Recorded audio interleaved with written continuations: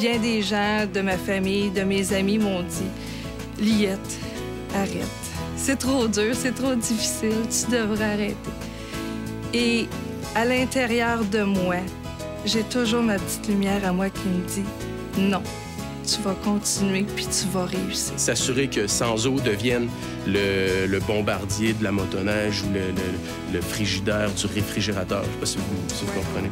Mais généralement aussi, le bouche à bouche, pour des produits comme ça fait fureur. Ça arrive dans la famille, ça m'est arrivé plusieurs fois. Je vais vous dire de quoi.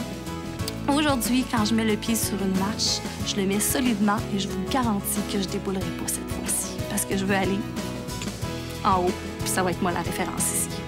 J'ai arrêté la vision de petit et pauvre, rester comme ça. Et puis, je me suis rendue à ce que je suis aujourd'hui. Puis, j'en suis super heureuse. Un exemple que je prends souvent, le monde me dit « Hey, the sky is the limit ». Ben moi, je dis « Non, vous avez pas compris, là. C'est pas ça, la limite, là. The space is the limit, là. C'est pas assez haut, le ciel, là. » Moi, j'ai de l'ambition. Je veux réussir, puis je vais réussir. Il suffit d'y croire. Quand tu y crois, tout est possible. Mon objectif, c'est de faire la série télé et de me ramasser à la fin au gala d'être la grande gagnante. C'est ça mon objectif. Moi, tant que j'aurais pas eu cet objectif-là, vous allez me trouver tannante, mais vous allez me revoir d'année en année, éternellement jusqu'à ma retraite, si un jour j'en prends une.